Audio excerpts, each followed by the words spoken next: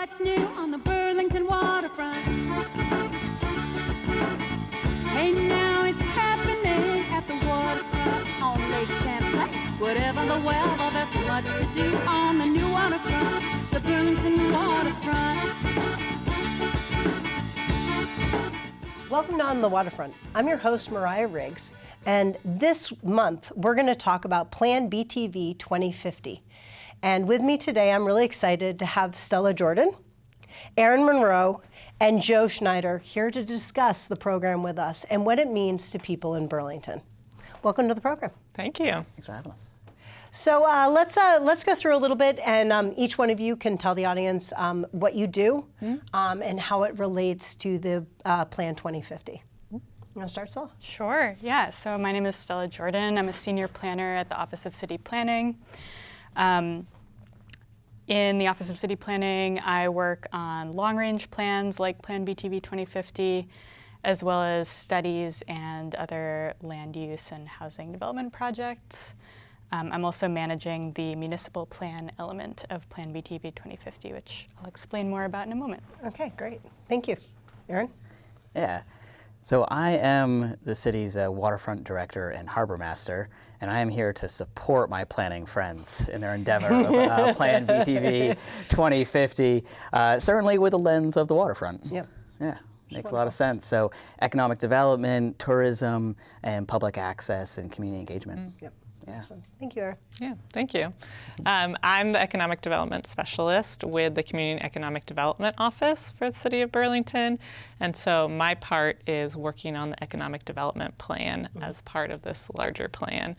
And beyond anything to do with economic development, I spend a lot of time supporting small businesses in Burlington, help manage some leases, help with put on some markets, community events, run our loan program. So kind of a lot of everything. Which are all wonderful programs that the city participates in. So thank you, Joe. Yeah. So I kind of wanted to start out with, what is planBTV 2050? What exactly is it? Like, if you're going to quickly summarize it for our viewership. Yeah, I can get us started and feel free to jump in. planBTV 2050 is really an unprecedented way of planning for the city. So all cities and towns in Vermont have a comprehensive plan. This is required by the state. They need to be updated every 8 years, and that's what enables us to apply for state funding and have a zoning code that regulates our development and lots of things like that. But here in Burlington, in this moment, we also felt like, as we're developing this update to our comprehensive plan, we really wanted to be holistic about the topics that it covers and about the engagement that we're asking the community to participate in. We were asked by City Council to do an economic development strategy, which the city has never had. Really? Yeah. First ever. Go Burlington. I know. It's about time, 21st century. And in addition, we had a couple of other plans that are quite outdated. So our transportation plan, we last did a citywide one back in 2011. Goodness. And parks, we last did a comprehensive plan back in 2015. So definitely time for an update on those. And so as a city, we sort of saw all of this coming and figured, why not do it all together in one sort of unified, holistic plan. So that's planBTV 2050.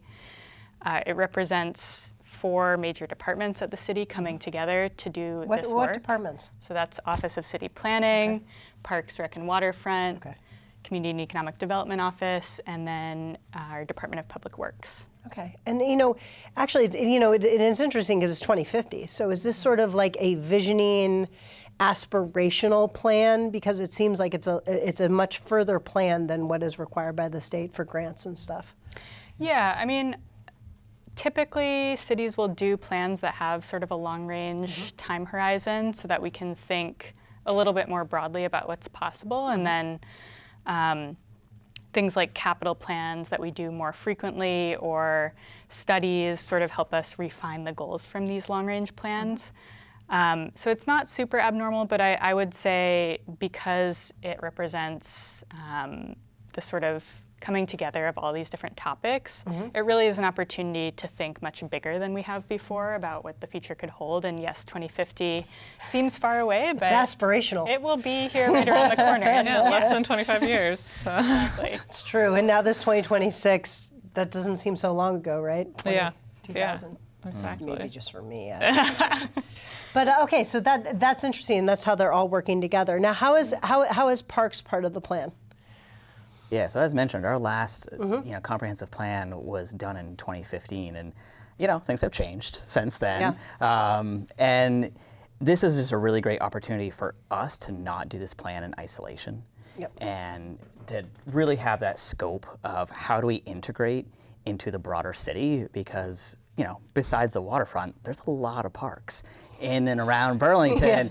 And how do they complement different neighborhoods? How do we support our downtown? How do we create equitably green spaces throughout our city, which sometimes can be a challenge, right? We run really north-south. And so how do we get these green spaces to all of our different neighborhoods so that they're all walkable distances to that? And so part of that, it is exciting. And part of that is, let's not do this in isolation, right? We need our partners in CEDO and DPW and planning to say, okay, well, what are you doing in this neighborhood? Well, okay, this is a time for us then to take a look at this park in that specific zone. Wow. So by doing this in this comprehensive plan, it allows us to not only take that broader look, so I appreciate the 2050 because it gives us a little bit of time, right? Yeah. But it does allow us to have these plans in conjunction with any new transportation plans, so that we're partners in that to say okay, this is how we're going to better access this space then, or we will invest in this area because we know that there's some economic development coming in, and hey, maybe you need some green space to help strengthen that. So we're really excited to be a part of this together and not just have our own plan kind of tucked away it's not in our siloed. own zone. It's not siloed. Let's break these down already. They contextually can work together to lift every department up, it sounds like. It's all which is connected. wonderful. All connected. Yeah. Thank you, CEDO. It's very true. It's very true.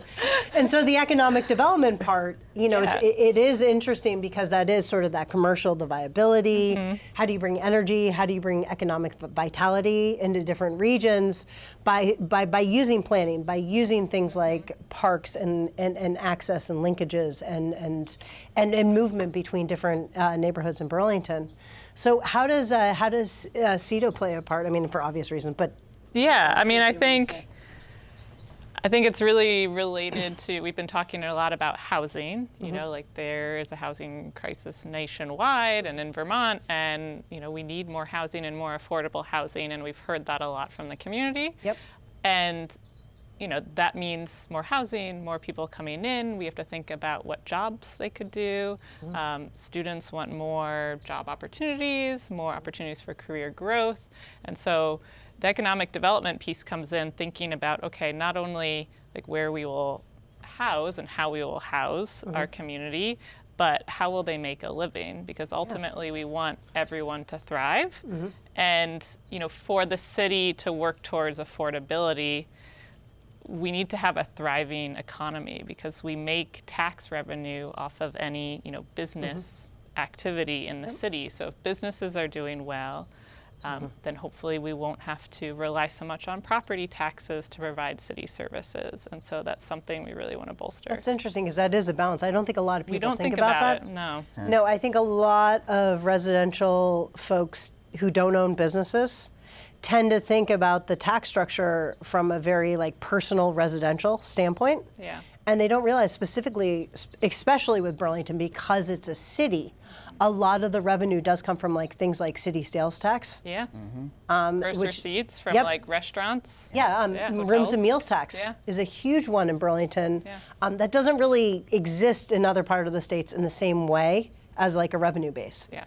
And so all those things kind of have to work together to lift up the the tax income from the whole city. Yeah, and to tackle affordability. And trying to keep that level is hard. I know on our show, it's come up quite frequently in the last year with different guests that we've had, that housing's really hard, and we do have a little bit of a brain drain of younger people getting out of schools. We have some incredible schools in the region.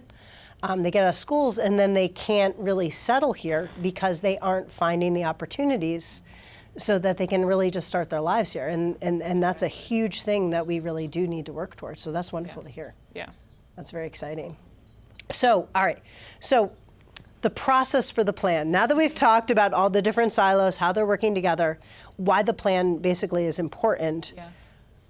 What exactly, what is the process for the plan, and how are you guys working together as you guys are developing this plan? Yeah, it's a long process. Will take us over a year, and it's about 4 main stages. Okay. So we started with doing an analysis of existing conditions in Burlington and pulling as much data from our departments, from community partners, the state as possible, just to have paint a picture of how are things right now. And then we went out into the community and we started the community visioning process. And so we had a great event at Main Street Landing. Thank you. We had over 320 participants come out to our big kickoff open house. That's so great. A lot of community engagement. And since then, since April, we've been popping up at a lot of community events like Letty Beach Bites. We'll be there tonight. All right. And also holding just like individual stakeholder interviews and meetings and focus group meetings to gather more specific insights to specific challenges in the community. And we're wrapping up that visioning, which is pretty broad, just like what are the challenges and Is there opportunities. any upcoming opportunities for people who are watching this right now to get involved in that process before it is completed? Come to Letty Beach Bites. They won't. Yes, that's going to be that's way true. past. Is there anything in the next few weeks when this is airing that people Anything could participate in? you wanna share? Yeah, I mean, we're always open to invitations to come to community events. We'll be at, I don't know when this is airing, but we'll be at the Main Street Block Party on Friday afternoon. It's going to be fun, 18th and 19th. Yes. Celebrate the opening of Main Street and talk about how planning led us there and the types of things that could happen from this plan that could be similar. We'll be doing lots of synthesizing of all of the feedback that we have been gathering. So we're sort of taking a pause on these big events that we're hosting, but that being said, we're totally happy to continue talking to people. You can find ways to reach out on our webpage at burlingtonbt.gov/planBTV2050. Okay. And we are always up for creative ways to have these conversations. Folks can send us an email if they want to share input. Yeah, because this is the time to make those kinds of ideas and thoughts known, because this is sort of the information gathering period, right? It's where you're putting out the really wide net, trying to gather as much pertinent data as you possibly can, right? And then synthesize that to try to create something that is equitable moving forward and that can work for the city. Yeah, so we're tightening the net a little bit now, because we need to start working on the compilation and analysis of everything we've heard. And so we're starting to look at analyze a few possible scenarios for the future of Burlington, and been gathering feedback on that. And eventually, starting this fall and winter, we'll be working on the actual plan itself, an action plan. But in October, we will have another big open house, community open house, and that will be an opportunity to see where things are at now and kind of react. So less of the open-ended questions of what do you want to see in the future and what's the biggest challenge, but more hey, here's what we heard. Did we get this right? This is the direction. Does this sound like what you were saying? Yeah, exactly. Does this sound like what you're saying's part, right? Just a check-in. So another big public opportunity. So that will be in October. So keep an eye out for that. So if you do want to go to a public forum, you want to engage in the process, there will be a major meeting in October that the city, I'm sure, will be posting in September, and you can check that out. Yeah.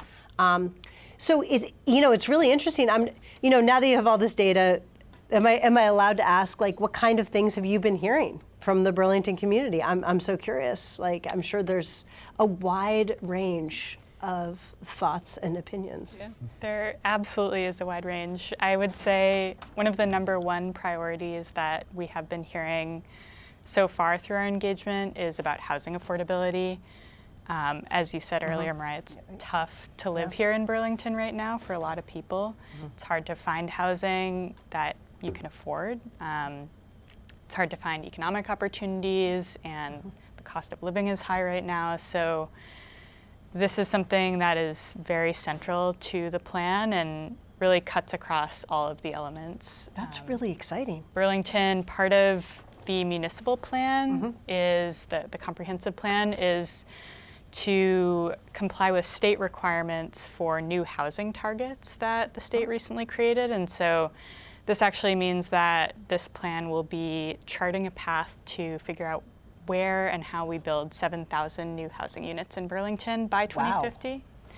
Of course, the city doesn't have complete control over housing development, but through a planning process like this, we can start to say, okay, here are the types of neighborhoods that people are wanting, here are the types of amenities, here's what matters when we think about housing in terms of access, accessibility, mobility and connectivity, and of course economic opportunity.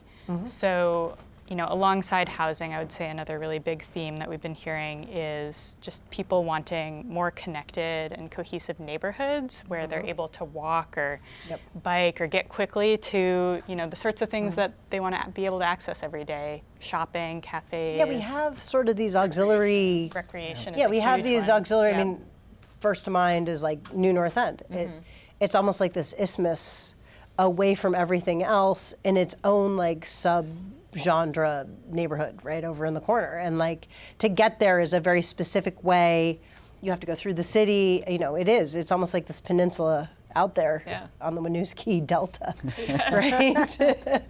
And so, you know, Burlington does have geographical challenges as far as creating, you know, interconnectedness. And so that's really exciting because I have friends that, you know, if you live south of town and you're trying to get north of town, It's tough. Yeah. it can be difficult, especially during rush hour and stuff like that. So that's exciting. Or if your job is in one side or the other, you never know. I mean, those kinds of things, creating like linkages and stuff is really exciting. Yeah, and I mean that's why it's so important that we're doing this alongside these other departments too. It's all about how you live, but also just what you're able to get to and recreation around you. It's such a big part of Burlington's identity, which we have been hearing a lot of, and so how can we keep fostering that? And also, you know, like targeting and looking at like different neighborhoods where like residential can increase, where we can invest in redevelopment for more residential units. We have a lot of, you know, smaller units. I mean, all those kinds of things that unfortunately affect cities as they grow. Exactly. Which can be tough. Yeah. I'm assuming the zoning will be taken in, the zoning code will be part of that consideration. Yep, 100%. Yeah, we're looking at what we're able to do right now with existing zoning, and then also what would we need to change in order to enable more housing. The city's to be actually going to developed. change zoning so we can have more residential. Did you hear? You heard that here. That's really exciting. You know, I will say, like, we already allow a lot of residential we do. we did a recent zoning amendment that really upzoned in our residential areas. So there's a lot more allowed right now. We're not seeing the type of uptake in housing development that we might have expected from that. And so we're trying to figure out other sorts of, you know, carrots and sticks that we as a city have to encourage development. Exactly. And also, you know, beyond zoning, it's about what additional community infrastructure is needed to support more housing growth, you know, transportation. Yeah, why are people not wanting to live there, water right? I mean, that's always a water. question, right? Yeah. When you build it, why are they not coming? Yeah. It's Those kinds of questions. oftentimes, you know, access to things. It comes back to, are you able to get to a park near you? Do you have a community gathering space, a sense of community in your neighborhood? Good. But we've also been hearing a lot about the waterfront specifically. Oh, I love You it. I were love saying hearing that. How, like, I love north-south hearing that. oriented. I love to hear that. Aaron and I are like, yes, that's great. Yes, center it on us. Especially this time of year. Yeah, it's our time to shine. It is our time to shine. Yeah. Yeah, so that, I mean, yeah, with parks too, because we do have a lot of far-flung parks. How many parks do you know offhand? How many parks from Should. Burlington There's has? so many, though. I saw a map recently, and I'm amazed every time. Somebody Don't once exact quote me, described but it to between me as a 45, green 47. necklace, like a north to south green necklace that just kind of like dots the entire city, sort of like, you know, south to north. The great thing is, like, we're already integrated. Yeah. right? We're already integrating into so many neighborhoods, so many different areas, north, south, east, west. So, and the part of the housing is, people want to play. Right? You want to be able to age in place. You want to go and be able to walk to your pickleball court. All right? Like, I think I've heard that too. you know that we got feedback on pickleball. But, playing and aging in place is really important from, 0 And we have an over to aging 100. population. I mean, that is a Exactly. viable thing. By 2050, I'm sure that I don't know if the demographics support it, but I would assume, the median age. That's also why reinvestment and keeping younger people here after college, those kinds of things are so crucial. Yeah. But that Exactly. with an aging population, you do want to make services and access easier. For sure. That's important. An active, connected individual, they're going to be able to age in place, and that's really what we want, right? And not just aging in place. It's our young families. Like, can they connect with each other? Parks ultimately are a platform to gather people, right? And it's whether it's a quiet walk in the morning or hosting an event at Kickball. night, kickball, Tai Chi in the parks. It's all these things create community, and parks are really good for that. And that's part of what makes, I think, Vermont, and especially Burlington specific, really unique, is that we have such incredible parks that offer a lot of opportunities for community, meetups or activities or exercise or ways to meet different people maybe in your community, which, right now there's been a lot of studies that that's lacking. As this decade has grown, less and less people are re-engaging with their community. Yeah. So our parks are really that gateway towards what I think is like one of the, crown jewels of, I know we're the Queen City, but one of the crown jewels of Burlington is the fact that we have engaged parks that actually have activity. It's not just a stagnant space. Yeah. Like, people are using them for different things all the time. They're active, they're fun. thriving, Yeah. and I think we're also hearing, hey, we want to see activation in all seasons. Yep. Right? Yep. So I think we're really great at summer activation. We're busy, we're having fun down there. But is there opportunities to do something in our non-foliage kind of off-season, stick season, thank you, Noah Khan. And then as we kind of get into the heart of winter, at the end of the day, hey, we're a cold climate state, and like, how can we embrace that through activity? I've always thought we should be more like Quebec City, but that's just me. They have quite the fun winter park season. So, someday we'll get there. Erin, I have thoughts. We'll talk. We'll talk. But that's what, honestly, that's what we, I mean, as Erin said, like, we heard that a lot in the open house and from just like general engagement with the public, the winter activation, and specifically referencing our neighbors to the north and how, they do it. How can we also have that fun and that level of activation in the winter time, and specifically on the waterfront? And I mean, it is the crown jewel. Like, not many other places around us has but that in the winter, view. but in the winter, there's a regression there. And so I think as the plan progresses, thinking of ways of activating, bringing value to, half the year, in those spaces, and making them active and vital, and helping people with seasonal affective disorder. I mean, they've shown. I mean, there's multiple studies showing, and that's why Nordic countries do so well, is because they actually get out in winter. Yeah. It's. I mean, I don't know if any of you know, but if I know this, if you get out in winter, when you come back inside, you just feel better. Yes. When you engage with the cold, you dress for it properly. My dad always beat me over the head with the classic Norwegian saying, I don't know if you've ever heard this, there's no such thing as bad weather, only bad dressing. Yes, I've heard that. But those kinds of things I think would really lift up a lot of people in this community, because I know that winter can be hard when you're stuck in a teeny space and you just don't feel like you're getting outside. And we need more options. Not everyone's going to be a downhill skier, and I think a lot of people visit Vermont. They're maybe going to Stowe, and like, what other opportunities? But there's a lot of can economic we constraints offer on them? that too. Yeah, exactly. I mean, you go to Stowe for one day and you're talking $200 per person. Yeah. Right. And so there's a lot of economic hurdles around that. So not just for like our residents, but also to bring in more tourists during the winter. Yeah, well, also, that's the other thing, too. I do a lot of work with tourism in the state and also specifically in Burlington.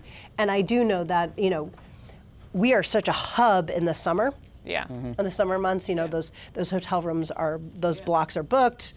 People can't find space. But in the winter, a lot of that tourism economic activity, and then that goes back into CEDO. It's going to Stowe, it's going to Killington, it's going to the Valley. It's a bleed, and then those people maybe aren't coming into Burlington. So how do we reclaim that? Exactly. They're And flying create that in. vice- They're Yeah. coming into the Oh airport. yeah, but then they hop that transit to get as far out of the metro area as they possibly can. So how do we get people? We're like, oh my gosh, we're in Stowe, but we have to go do a day or two in Burlington. Those are kinds of things that bring economic vitality and help our businesses Exactly. during those periods of time where they're not seeing that type of tourist activity. Yeah. So I think that's going to be a really interesting focus, and it's going to be a great opportunity for collaboration between our two departments. And we're already talking, how do we create a culture Yeah. of a winter community? Yeah. And then also, how do we address the fickleness of our weather through climate change?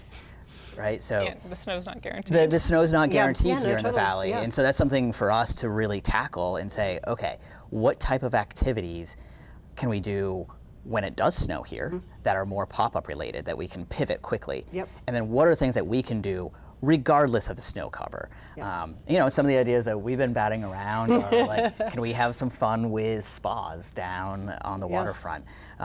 What type saunas pretty and cool. what I mean, kind of activities can we do? Nordic countries do that, and with beautiful views, right? I mean, do you create some sort of system where it pops up? Like in November, it pops up. It's something that's temporary.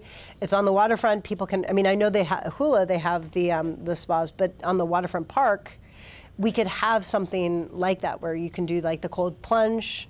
The penguin. There's a huge penguin plunge crew. Yeah. In Burlington, Chili no joke. dippers. The chili dippers are real. Yeah. Shout out to Catherine Monstream. But like in how to incorporate those kinds of things just to bring that kind of vitality. I do want to quickly circle back about CEDO and sort of your plans. Your plans for how we re-engage and how we activate to keep sort of like the brain drain and younger people from not having to leave where they've been in college and where they want to stay because they can't find an economic opportunity. What are the plans? How are you guys looking at that moving forward? I think that's the toughest nut to crack. Yeah. I think there are a lot of exciting small businesses being started in Burlington, at VSET, and at Hula. I think the first step would be to work on creating better connection between the universities and those businesses, because I think there are opportunities. I think Champlain College already does a great job in connecting graduates to jobs in the area. They have a lot of graduates that stay, which is great, and some of them start businesses. And I think we could do a better job with the other institutions. Yeah. So I think that is like a first step.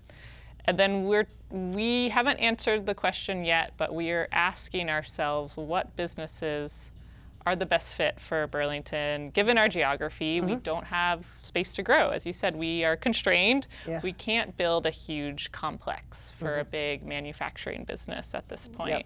We could have vertical businesses, so more like office-based, and what types of businesses could we attract? So we don't have the answer yet, but we are trying to tackle that challenge. Because I do think that, it's come up quite frequently around here. Yeah. And so I do think that that's, there's an opportunity there. And the fact that people actually want to be here. Young people do want to be here. Yeah. And we don't want to fail them. Yeah. And in their dreams of living the dream in Vermont. And maybe it's like supporting them in being an entrepreneurial city. I know, maybe there's small more businesses. grants or that kind of thing. And also a big part of this 2050 as we close up here is, we're about to see a huge generational shift. I think, which we're all very aware of, that there's sort of this changing tide. We're going through like a generation kind of transition right now in our timeline. And so this really is a great opportunity to be aspirational and really look to the future and what the city means to us, in 24 years. Well said, Mariah. Yeah, that's at the core of it. Like, yes, we know where Vermont's and Burlington's demographic trends are headed. We are an aging community, but we want to honor the people that live here and make sure that they're supported to age in place, but also start thinking about how we can reverse that trend, right? Because we do want to bring back young people. We want to encourage them to stay.